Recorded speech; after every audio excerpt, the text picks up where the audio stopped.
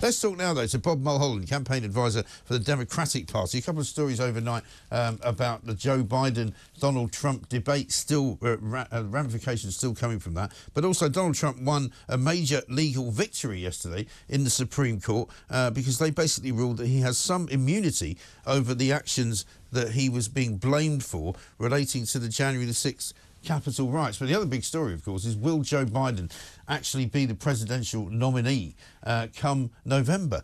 Bob, a very good morning to you. Hey, good morning. Thank you very much for joining us. I mean, we saw that over the weekend, the Biden family kind of met at Camp David. They kind of came away with the impression that everyone was telling Joe that he should continue to run. He is determined to run. But an awful lot of very powerful voices in the Democratic sort of party, columnists, even CNN and the New York Times, saying that he needs to stand down. Do you think there's any chance that he will? No. And I'm a Biden delegate. I'll be voting for him in Chicago. Yes, it was not a good debate, but a lot of candidates, including Obama and Reagan in '84, also didn't have great debates and went on to win. Yeah, but people can have bad debates. I mean, it wasn't a bad debate. That was a signal, surely, to the whole world that this is a man who's not really in control of his faculties, a man who can't finish a sentence, a man who drifts off into, kind of, miasmic nonsense. He does very well as president. I know a lot of the people in the White House, and so I've been in touch with people, and he's very sharp. He's not very sharp. Come on, Bob. Yeah. I mean, come on. I mean, no, are you also going to tell me the moon is made of cheese? I mean, you can tell me any number of things. You can have a view, but surely you cannot look at Joe Biden and tell him that he's sharp. He finds it hard to walk. He could barely walk off the stage, for heaven's sake. Well, Trump has the same problem. A couple months ago, Trump couldn't remember his wife's name. Yeah, you have two candidates. Well, he's had a lot of wives. I mean, that's fair enough. Yeah, he's had a lot of wives, I know. And you've had a lot of polls that say they wish both candidates were replaced. So that's just what we got. We have a system, July, Trump, in August, it'll be Biden.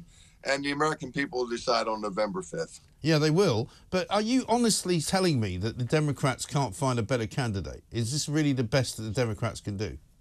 This is our system, and you have a guy on the Republican side who's been convicted of 34 felonies, and people say... Yeah, but nobody really believes that, unless you are so anti-Trump that you think that that's a massive deal. Nobody really believes that there are 34 felonies. That it's one felony in 34 different ways. It's one apparent abuse of what most people would regard as an accounting error.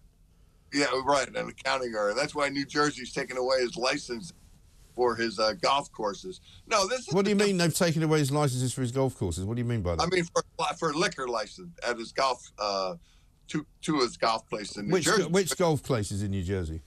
Bettman, where Trump always goes, and another one. And why have they taken away his liquor license? Because they probably failed to file something, right? No, because he's a convicted felon, that's why.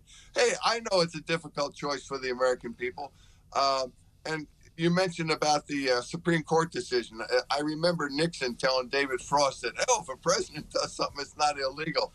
Well, this court decision yesterday made clear. If Trump kills somebody on Fifth Avenue in New York, he can be prosecuted for murder. But evidently, if he commits crimes in the Oval Office, he's not subject to criminal. So are you saying the Supreme Court's not fit for purpose, then? Well, the Supreme Court is Trump's court, and nobody was surprised by yesterday's ruling. Well, let's have a look at what Joe Biden had to say about it. This nation was founded on the principle that there are no kings in America. Each of us is equal before the law. No one is above the law, not even the President of the United States. With today's Supreme Court decision on presidential immunity, that fundamentally changed.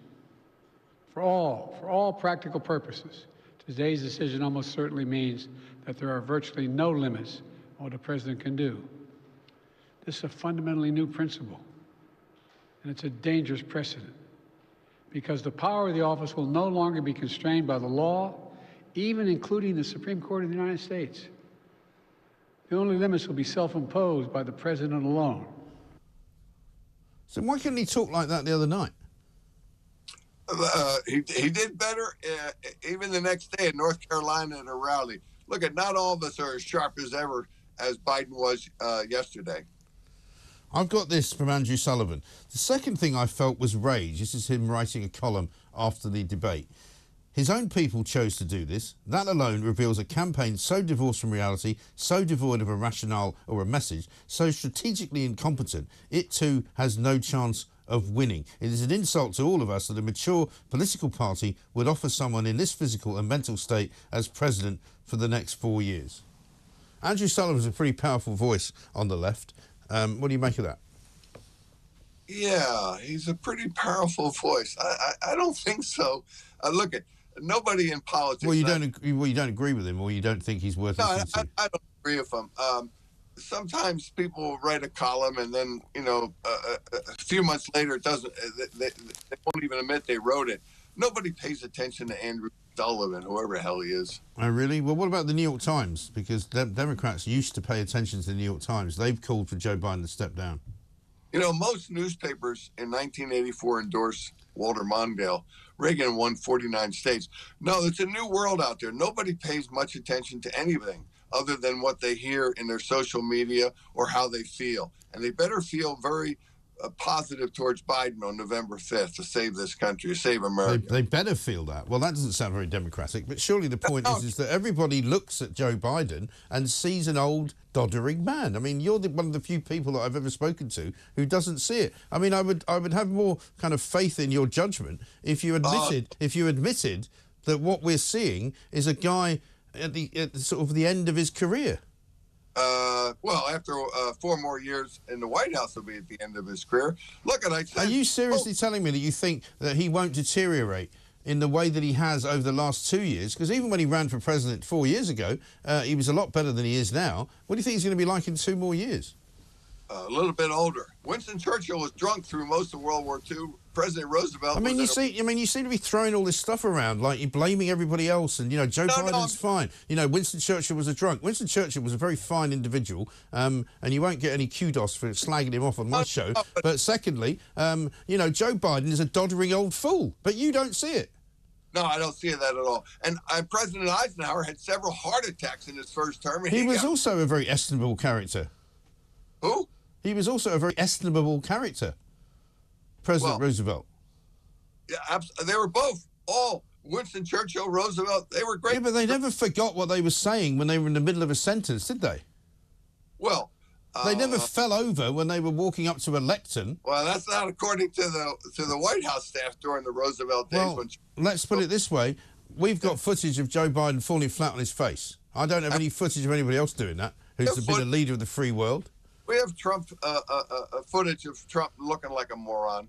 Well, you say looking like a moron, but you're suffering from Trump derangement syndrome, clearly. Hey, look at when the American people decide on Biden on November. So far you've slagged off Winston Churchill, Roosevelt, the Supreme Court, and Donald Trump. So I'm not sure you're actually living in the real world, mate. I am living in the real world. Really? Yes. Well, there's a picture of Biden falling up the stairs. What do you make of that? I think everybody I know at some point has fallen on stairs. Really? Yes. Have you ever fallen down the stairs? Gerald Ford was a president, was an athlete. Gerald Ford, I said, now you're slagging Gerald Ford. Well, he famously couldn't walk and chew gum at the same time. No, that's not true. It was just an image created by the television. No, right. Oh, sorry, I've forgotten. You slagged off the New York Times, all journalists, all columnists, everybody that you don't agree with, apparently is an idiot. And you're the only person in the world that thinks Joe Biden is a sensible, sane character who can actually continue to run and be president. I mean, I don't think he should even be president, never mind run for another 4 years.